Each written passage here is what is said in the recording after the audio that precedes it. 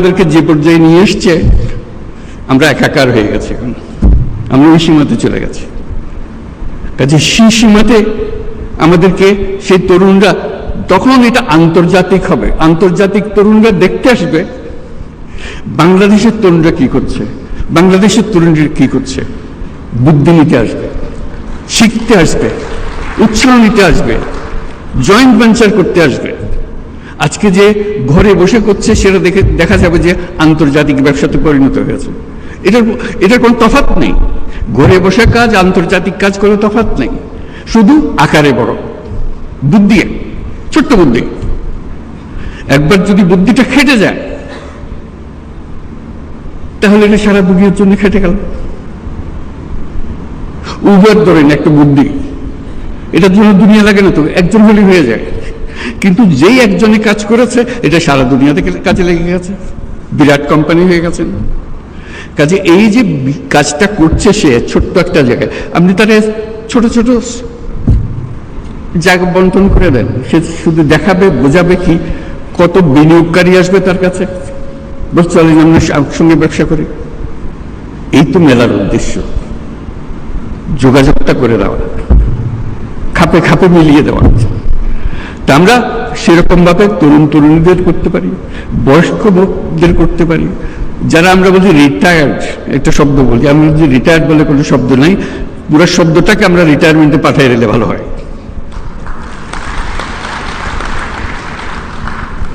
একজন মানুষ কখনো রিটায়ার করতে পারে না,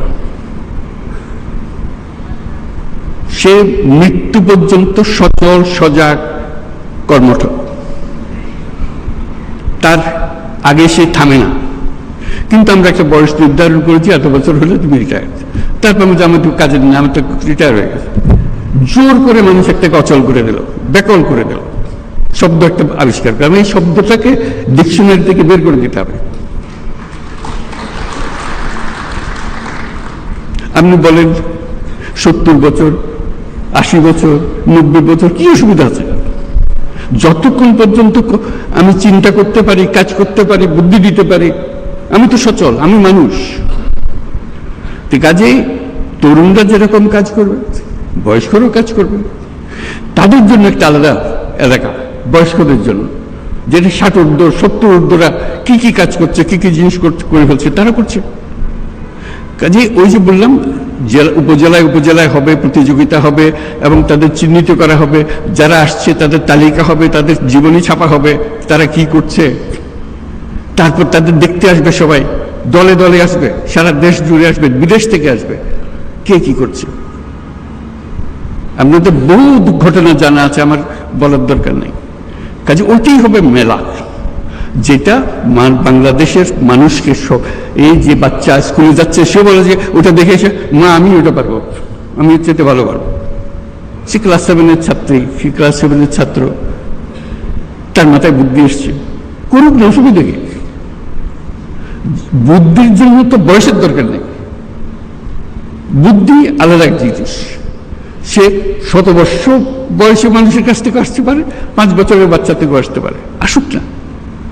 এইগুলো দেওয়াটাই হলো এই মেলা। কাজে আমরা এই মেলা আজকে আমরা দেখব, মেলা আমাদের উৎসাহিত করবে, কিন্তু ভবিষ্যতের মেলা সারা দেশ জুড়ে হবে, জায়গায় জায়গায় হবে। এবং এটা হলো চূড়ান্ত মেলা, সবাই আসবে, দেখতে আসবে, বুঝতে আসবে, শিখতে আসবে, বিনিয়োগ করতে আসবে। এখানে যারা দেখতে আসবে তাদের অর্ধেকাংশ হলো যারা বিনিয়োগ করতে চায়, সঙ্গী খুঁজতেছে, কোন ব্যবসাটা সে ধরবে, কোন ব্যবসাটাকে নিয়ে সে এগিয়ে যাবে। বুদ্ধিটা তো বিরাট সম্পদ, টাকার চাইতে অনেক বড় জিনিস। টাকা তো বুদ্ধির পিছু পিছু দৌড়বে। আমরা এখন বলছি টাকা নেই, টাকা নেই, টাকা নেই তো বিষয় না, বুদ্ধি নেই, বুদ্ধি নেই বলতে পারে। কেন বুদ্ধি থাকবে না আমাদের? বুদ্ধি থাকলেই টাকা। কাজে আমরা চাই আমাদের তরুণ তরুণী,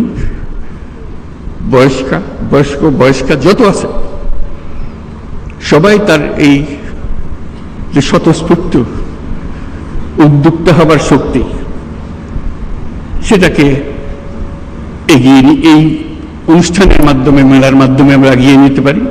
সেগুলো পরবর্তীতে স্কুলে কলেজে পাঠ্য হবে, কে কি করেছে, কি ওদেরকে উদ্বুদ্ধ করার জন্য। তারা তাতেও সেটা করে। তাহলে এই মেলা সবার জীবনে একটা বড় রকমের প্রভাব রেখে যাবে আমাদের জন্য। তো সেই উদ্দেশ্যে আজকে এই মেলা আমরা সূত্রপাত করলাম। ভবিষ্যতে আমরা কিভাবে করব, আপনারা সবাই মিলে এর সঙ্গে আপনাদের বুদ্ধি যোগ করুন। আমি তো কয়েকটা কথা বললাম, আমার বুদ্ধিতে যা কুলিয়েছে। সবার বুদ্ধি একত্র করলে এটা মহাবুদ্ধিতে পরিণত হবে।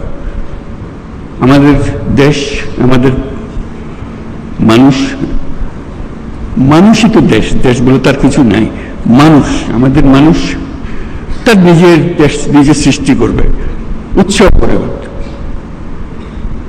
শক্ত হয়ে দাঁড়াবে দুনিয়ার সামনে। দেখো তোমাদের জন্য আমরা কত রকমের উদাহরণ সৃষ্টি করে দিলাম। তো সেটার জন্য আজকে আমরা আন্তর্জাতিক বাণিজ্য মেলার শরিক হয়েছি। আমাকে লিখিত কিছু দিয়েছে, সেটা পড়ে শুনি, তারপর আমরা শেষ করব। দেশে উৎপাদিত পণ্য সামগ্রীকে আন্তর্জাতিক মানদণ্ড অনুযায়ী উৎপাদন ও রপ্তানিতে রপ্তানি উন্নয়ন ব্যুরো দীর্ঘদিন ধরে কাজ করে আসছে। এই সংস্থা নতুন নতুন পণ্যকে রপ্তানিতে অন্তর্ভুক্তকরণ, পণ্যের বাজার সম্প্রসারণ, পণ্য বহুমুখীকরণের অংশ হিসেবে প্রতি বছর এই মেলাটি আয়োজন করে। এই ধরনের বিপণন প্রসারমূলক কার্যক্রমের ফলে ইতিমধ্যেই আমাদের তৈরি পোশাক বিশ্ববাজারে নেতৃস্থানীয় অবস্থান তৈরি করেছে। বেকারত্ব কমানো, বৈদেশিক মুদ্রা অর্জন এবং দারিদ্র্য কমিয়ে আনার মাধ্যমে রপ্তানি বাণিজ্য দেশের অর্থনীতির ভিতরকে মজবুত করতে বিশেষ ভূমিকা রাখছে। সরকারি পৃষ্ঠপোষকতায় স্থানীয় পণ্যের মান উন্নয়নে সেবা প্রদানকারী সংস্থাগুলোকে আরো শক্তিশালী করা হচ্ছে। রপ্তানি সেবা প্রদানকারী সংস্থাগুলোর সক্ষমতা বৃদ্ধি, আধুনিক ও দ্রুততর সেবা নিশ্চিত করার লক্ষ্যে সংশ্লিষ্ট সংস্থার বিদ্যমান অবস্থা, সমস্যা ও সম্ভাবনা সংক্রান্ত গ্যাপ নিরূপণের জন্য সার্ভে করা হচ্ছে। সকলের সম্মিলিত প্রয়াসে নতুন নতুন পণ্য উদ্ভাবনের মাধ্যমে আমাদের রপ্তানিকে আরো সমৃদ্ধ করতে হবে। পণ্যের পাশাপাশি সেবা খাতে বিনিয়োগ ও রপ্তানি বৃদ্ধির লক্ষ্যে এগিয়ে আসার জন্য আমি আমাদের ব্যবসায়ী মহলকে অনুরোধ জানাচ্ছি। দেশের রপ্তানি পণ্য বহুমুখীকরণের পদক্ষেপ হিসেবে সরকার নানামুখী কর্মসূচি বাস্তবায়ন করে চলেছে। এর মধ্যে রপ্তানিতে অবদান ও সম্ভাবনার বিষয়ে বিবেচনাক্রমে পণ্য খাতকে যথাক্রমে সর্বোচ্চ অগ্রাধিকার খাত, বিশেষ অগ্রাধিকার খাত হিসেবে ঘোষণা করা হয়েছে। এছাড়া রপ্তানি প্রসার ও প্রণোদনামূলক কর্মকাণ্ডকে বেগবান করতে প্রতি বছর একটি পণ্যকে প্রোডাক্ট অব দ্য ইয়ার, বর্ষের সেরা পণ্য হিসেবে ঘোষণা দেওয়া হয়। এই প্রক্রিয়ার মাধ্যমে আমি প্রোডাক্ট অব দ্য ইয়ার তো বটেই, এন্টারপ্রেনিয়র অব দ্য ইয়ার সেটাও পরিচিত করতে চাচ্ছি, যাতে করে প্রোডাক্টের উপরে যেমন জোর, তার চেয়ে বেশি জোর যে কর্মটাকে।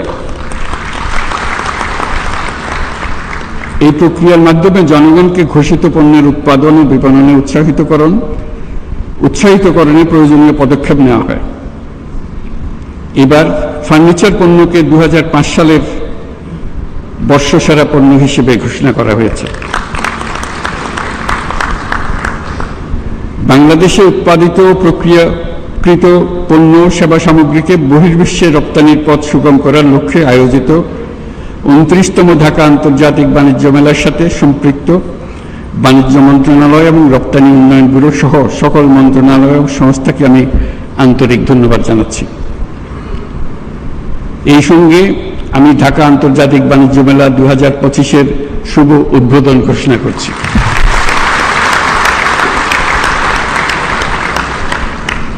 ঢাকা আন্তর্জাতিক বাণিজ্য মেলার সঙ্গে সংশ্লিষ্ট সকলকে আমার শুভকামনা। আশা করি এবারের মেলার সার্বিক সাফল্য অর্জন করবে। আপনারা সবাই ভালো থাকবেন। সবাইকে ধন্যবাদ।